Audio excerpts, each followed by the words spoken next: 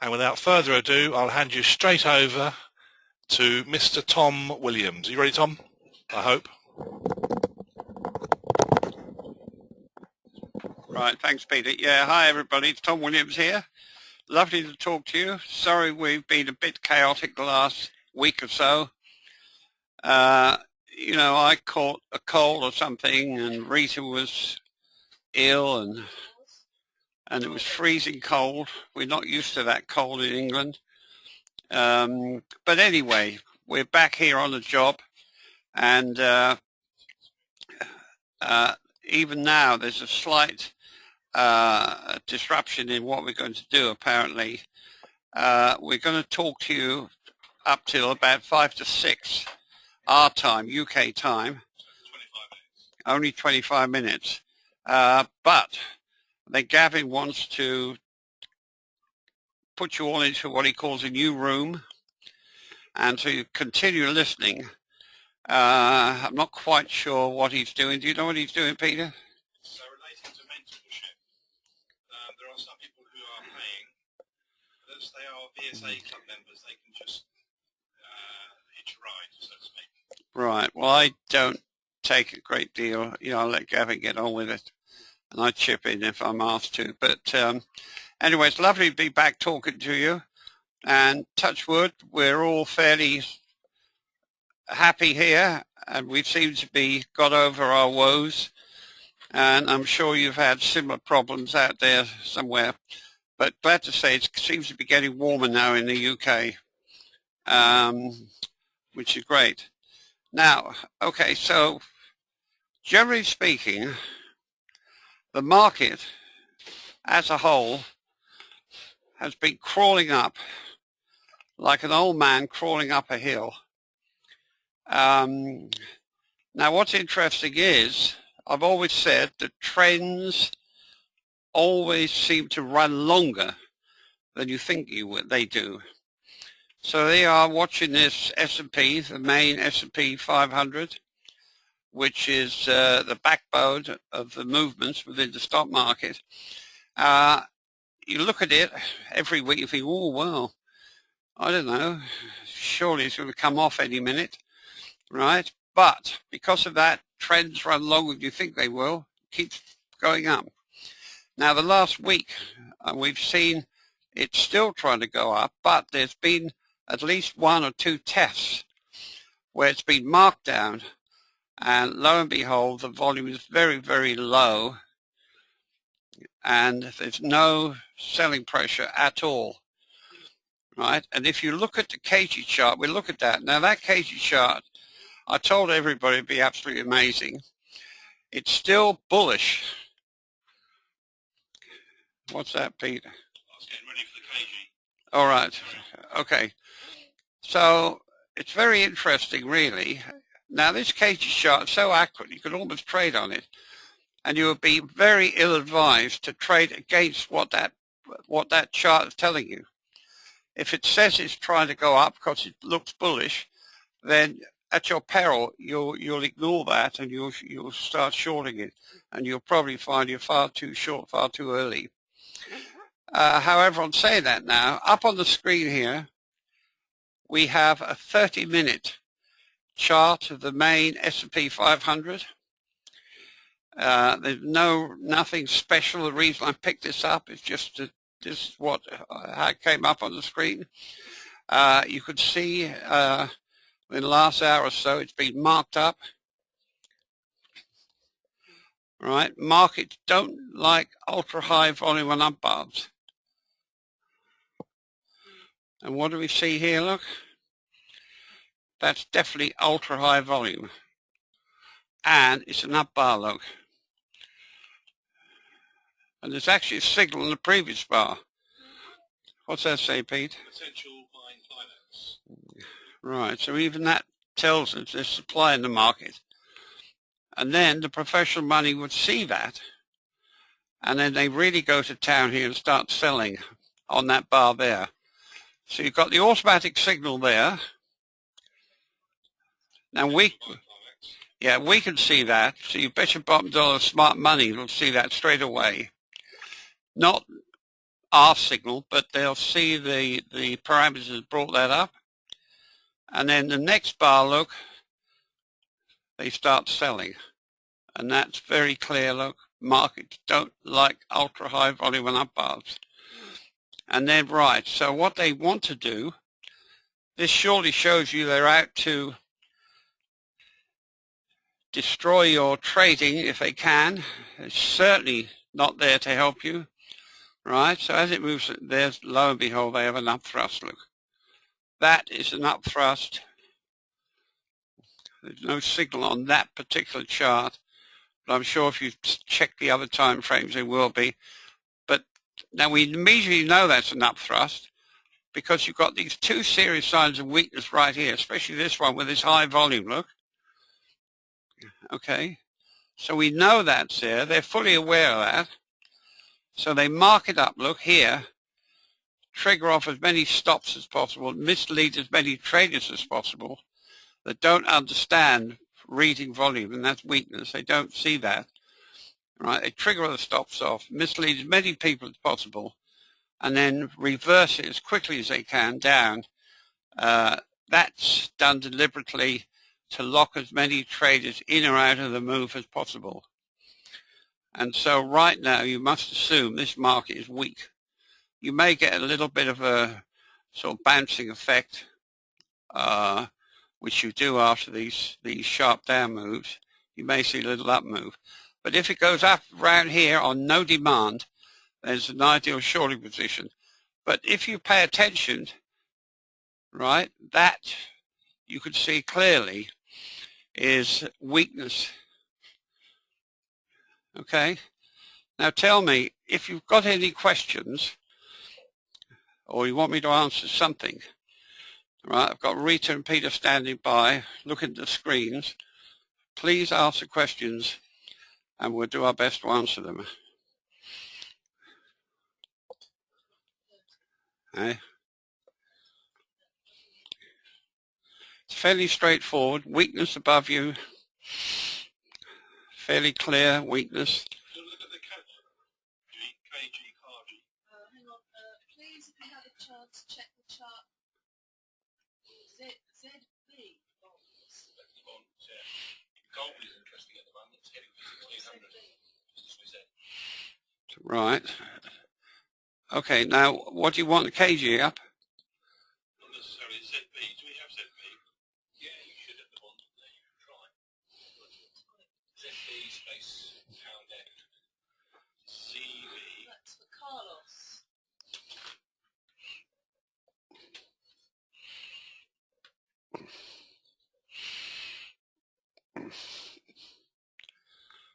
Now what are we looking at? Now this is what's the bond, Rita?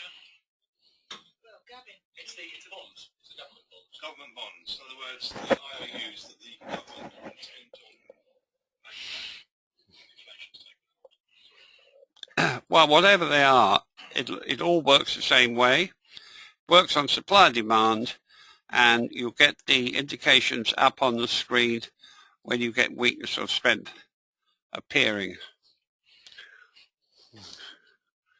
Although I don't normally, I've never looked at this bond. It's something Gavin wanted to look at.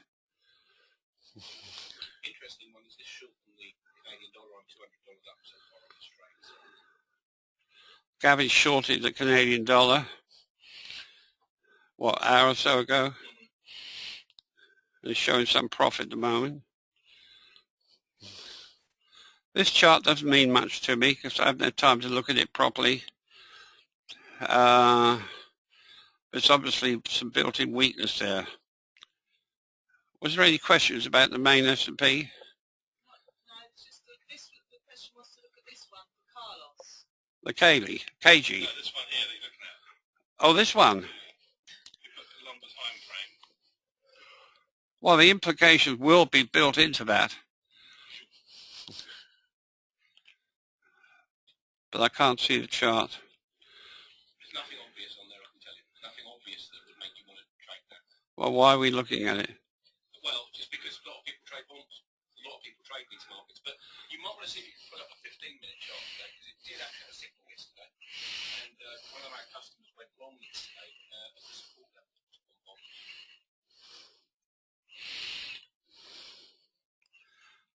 Now, if you want to ask questions about bonds and things, Philip Friston's the boy for you. He answers questions.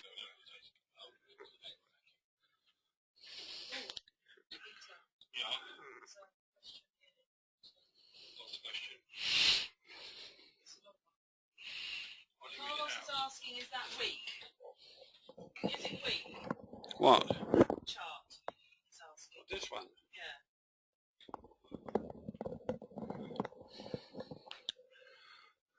Is this the bond? Yeah. So, see, I can't.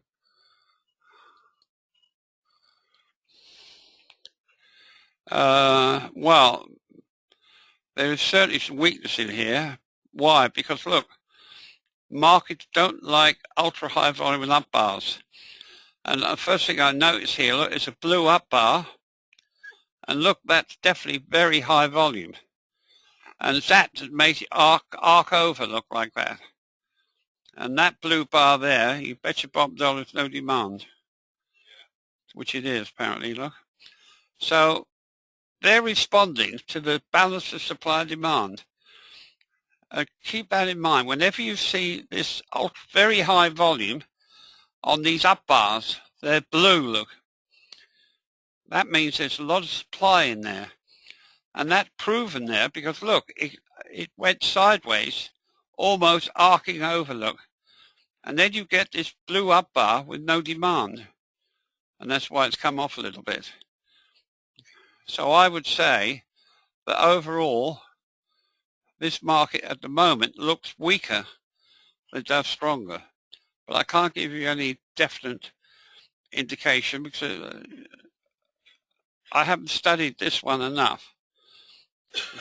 But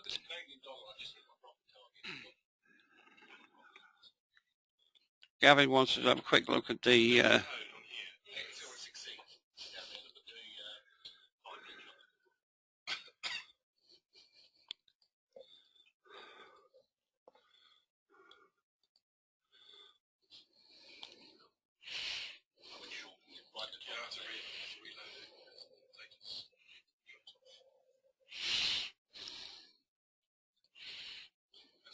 Right, can you see that, Tom?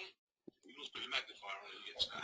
well, I can see that. That's definitely a sign of weakness, look. Yeah, I shorted the fourth bar down after the weakness. Right. The black bar, where I would short. Yeah, look, I mean, that's fairly obvious to, I would have thought, to anybody that has any slightest idea about volume spread analysis, look. Huge markup, volume high, and then that's the top, what we call top reversal.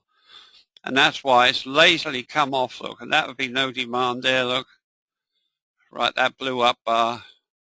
No, it's not. No, the volume was not lower than the previous two bars. It was not. I actually went short 2 bars back. Yeah, but the spread is narrow. And that's why it's come off. But notice how this, what I call the simple trading system works. And notice when these markets are falling, right, the red bars keep coming in. You allow for 1, or sometimes in these chart 2, no more, up bars, and ignore the level bars, and that keeps you in the trend, shall we say. Now Gavin says he's covered his short. Yeah, right, okay. I've actually used the trading stop. If you switch the H's on, the H stop is on right. You don't need to. I'll explain it. I'll explain it at 6 o'clock anyway. There's Gavin's H stops. I'd be quite honest, I don't use these diamonds or the H stops, even though I had them put in originally some years ago. But there's lots of people out there like these mechanical things. They enjoy that more. But how I often describe analyzing these markets the way we do, it's almost like when your wife is cooking in the kitchen and she's making a cake, right? She doesn't have to precisely weigh everything that goes. She instinctively knows, you know, what a handful of raisins is and and a pinch of this and a pinch of that, and a cupful of flour or something. And that's really how I tend to look at these markets. So don't expect everything to be exact. We don't use mathematical formulas, and that's the reason. But that's very, very clear, what we call top reversal at the top there. It's described in all our books, Gavin's and mine. That's what a top reversal is. And to put supply coming in. Yeah, well, the computer says right supply, which it is, but we like to call that, when the next bar is down like that, a top reversal, a serious sign of weakness. And the professional money are fully aware of that. That's why the downtrend is so orderly. Look, it shows that they're in full control of this down move. Full control here. Now, though we got a widespread up bar there, there's nothing all that obvious to me at the base here why that should go up. But Gavin's covered his short position, so he's happy at the moment. But I can't see anything obvious why that should stop going down there. Of course, those wide spreads up, like you see there, that could be a markup. And that puts, if you're short, puts the fear of God in you that, because your position would rapidly be showing a loss if you let that run like that. So, now, are there any questions? Can a test after the up move look like a reversal? Sorry?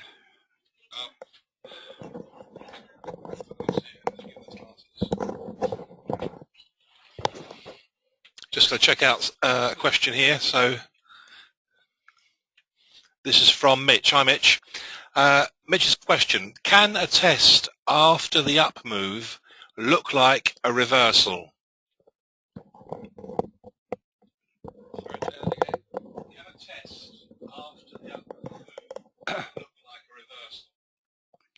No. No. Well, reversal, it goes up. Right? The idea is that when they mark it up like that on the first bar, either the volume is excessive or excessively low, showing that it is a genuine markup. If it goes up on very high volume, shows there's so much supply there, it's swamping any demand. That's nothing like a test, is it? And then when the next bar falls on that, then that confirms you're looking at top reversal weakness. It's got, a test doesn't look anything like that. Absolutely nothing at all. Nothing at all. A test is where you get an orderly up move with some signs of strength in the background. Then they mark it down, right? And you see a red down bar. It's usually on a narrow spread, close in the middle, and the volume is obviously low. But the key is you test in the rising market because you have a strength behind you. But it looks nothing like a top reversal. Nothing at all, does it? A test does not have that widespread up, initially first bar like that. Does that make sense? But don't worry, you know, I mean, learning this stuff may take a little bit of time to get your head around it because it often defies logic. Reading these markets, that's what I think makes it a bit difficult to people new to it. It tends to defy logic unless you can read the logic behind the move. Most people don't realize that the market is driven by supply and demand. And I'm not convinced we're being heard. Oh, sure. Just our data. We? Go-to's not very happy. So, on balance, we've still got a bit. Yeah, hi everyone. If you can hear me, we're just checking our internet connection here. It's gone.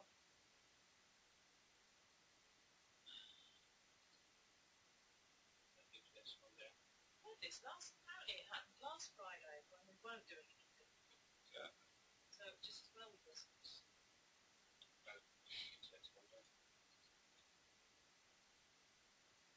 Do you want to reset the router? Let's just double check that No, it's gone down. I've just checked. you have. Yeah, all my training data's frozen up. Yeah, we got flashing lights. That's never a good sign. We'll try resetting it. It might.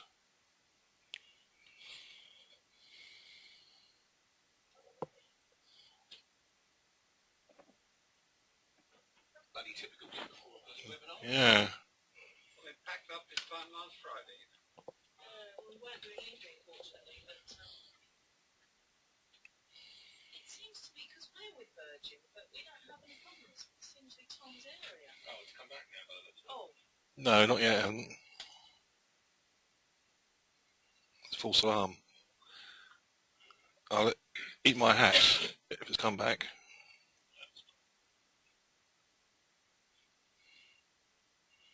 should I come out of it? No. Well, we'll see.